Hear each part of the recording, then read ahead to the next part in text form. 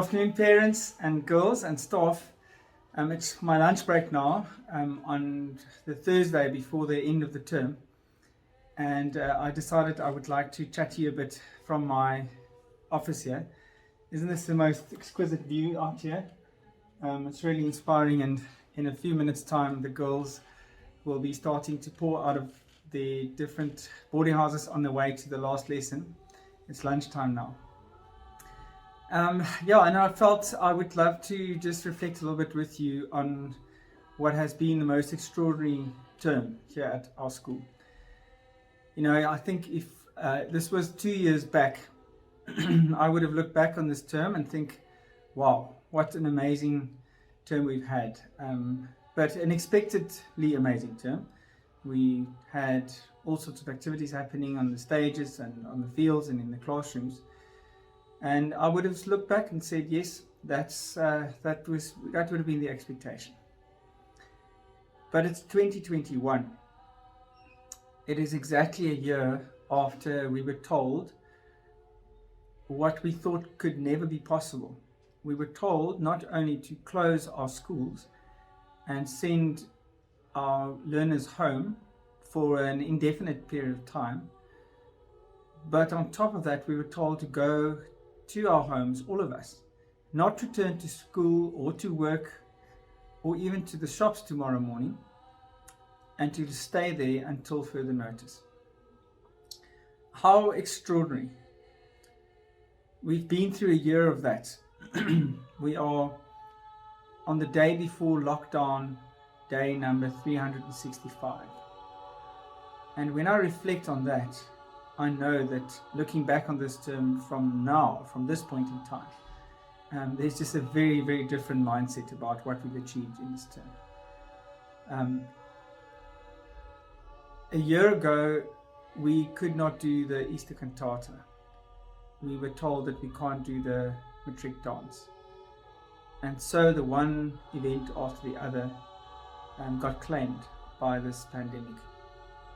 Our last exciting event last year was the gala, and wow, what an amazing event that was. But since then, we went into a whole different realm. It was almost like going through a wormhole in space and arriving in a different universe, if you think about it. We have done things and experienced things that we thought never possible in reality. The stuff that movies and fiction is made of. So it is understandable that when we come out of a year like that, even if we felt that we were fairly successfully able to do that our deepest instinct is to go back to what we think is normal, to go back to how things were. And it is that idea that I want to maybe challenge today. The false belief or the thinking error to think that what was normal more than a year ago, before COVID-19 hit us, because it was normal, because it was what we were used to, that was also best practice. And therefore we should do everything in our power to get back to that. And I want to suggest that not everything that we used to do and not the way we used to do everything was necessarily best practice. And to reflect a little bit on what has shifted for us, where is the silver lining, and how are we going to navigate going forward, and maybe how have we done this already this term in a very different way, without even realizing it. So here's a thought. The Easter cantata took place earlier in the week, and I must say it was one of the most profound experiences that I've had, maybe in my life even. And that's not necessarily because it compares so highly with all the other experiences that I've had in my life, but in the context of where we are now, that experience, what it made me feel like, the quality of it, the spirituality of it in the cathedral, just made an impression on me that is right up there with the biggest moments of my life.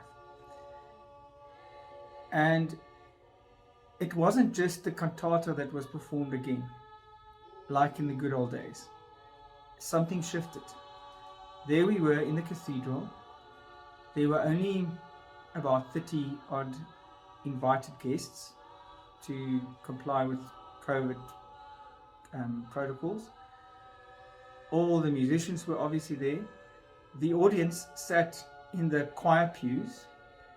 The musicians and the performers and the choir sat in the seating that's normally meant for the congregation. So it was the wrong way around in a way. There were cameras inside the cathedral, and still the most beautiful music was produced.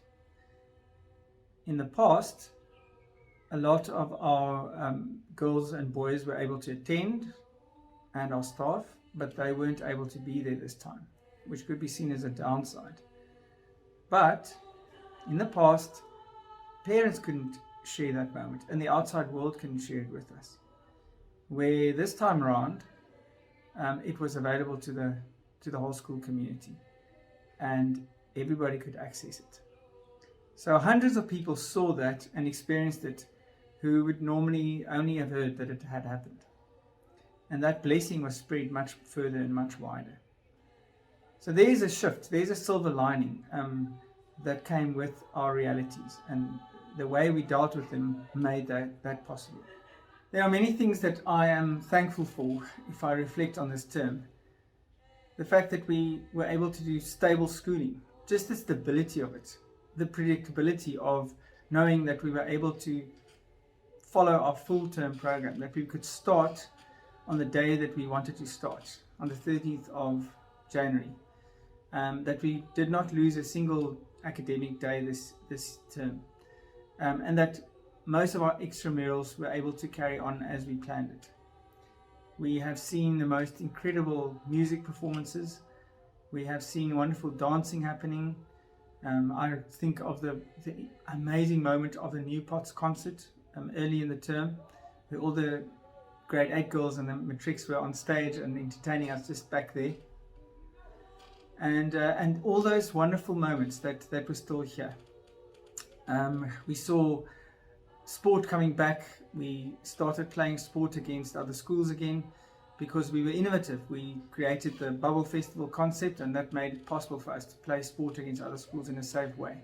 The chapel was also quite active. Initially, we were unable to fill the chapel with anyone, and we had many chapel services and assemblies, actually, for that matter, outside on the lawn, just outside here, near the fountain, under the big old oak tree. And those were also wonderful memories. But we are thrilled that we now have girls back in the chapel again. We can sort of do one grade or one house at a time, and it is a pleasure to be back there again. And we're looking forward to continuing like this, to continuing thinking critically about how we should be doing things differently, thinking out the box, and not just assuming that what used to be done in a certain way was best practice. A great example of that, for instance, is the timetable. We've changed the timetable quite considerably after what we've learned in COVID time. So one principle is that we're starting the school day later. And it's quite astonishing to see the impact of that. The whole start of the day is less frantic. People seem to be a bit more settled when they go into school. And it's the difference is about 30 or 35 minutes. Starting school at 8 as opposed to 7:30 or 7:25. And that has just brought a whole different dynamic. I think COVID has taught us to be bold about thinking differently about how we do things around here. And we've been able to allow ourselves to really think out the box and ask questions and be critical in our thinking. And we've come up with quite a lot of thought. We've learned to really look critically at what our school looks like and what we offer. And there's some very exciting thinking happening at the moment about what the DSG of the future should look like. We are strategizing, and in that process we're asking, for instance, what equipment are we giving a girl who is meant to go face the real world out there? maybe next year or in a few years' time. What is the additional curriculum really that we are offering her? We always feel confident that DSG girls are able to step out as women of substance. We often say that to go make a difference, to really have an impact out there, to fulfill her dreams, and to be confident about who she is. But this time of reflection about our school has brought us to ask, do we have evidence for that? And should we not develop our programs much more deliberately to achieve that, and to be able to say with confidence that this is actually what we are achieving? And those are the stimulating thoughts, that has come through. Are we thinking in the right way about leadership, for instance? And shouldn't we really look at that very, very critically and develop a program that really equips girls with the leadership skills and capabilities that they really need for the 21st century? God bless to all of you, and we'll see each other on the other side of April.